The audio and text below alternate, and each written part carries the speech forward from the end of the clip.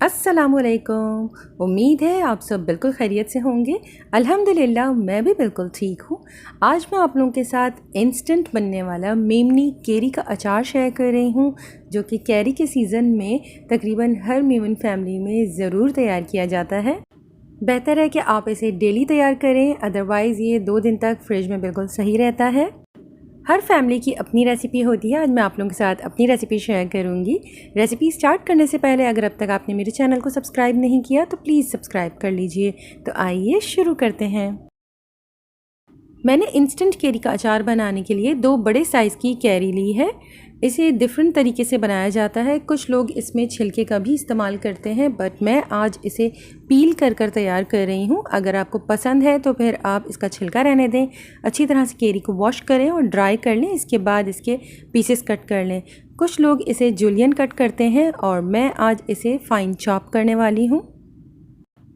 Bite size pieces के साथ अचार थोड़ा सा कन्वीनियंट हो जाता है खाने में। इसकी जगह पर आप कैरी को ग्रेट भी कर सकते हैं।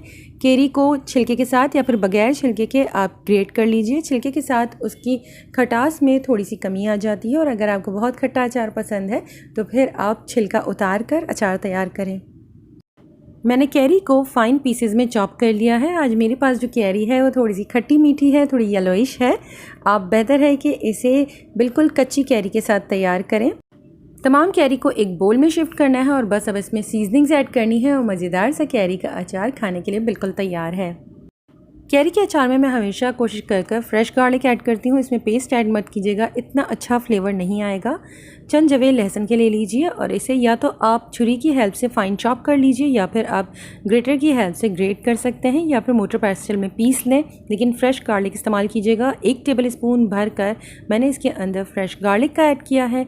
1 चाय का चम्मच नमक, 1/4 चाय का चम्मच हल्दी पाउडर, 2 से 2.5 टेबल स्पून धनिया पाउडर, आधा चाय का चम्मच ज़ीरा पाउडर या फिर आप इसमें भुना कुटा ज़ीरा भी ऐड कर सकते हैं, 1.5 से 2 चाय के चम्मच लाल मिर्च पाउडर, और सबसे लास्ट में इसमें ऑयल जाएगा। मैंने 1/4 कप से थोड़ा सा कम इसमें ऑयल ऐड किया है।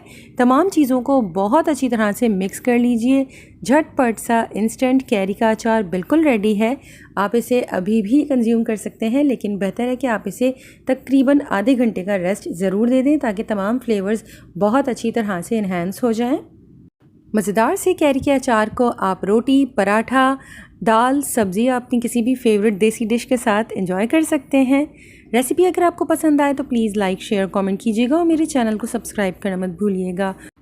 अपना और अपनों का बहुत ख्याल रखें। अल्लाह हाफ़िज़।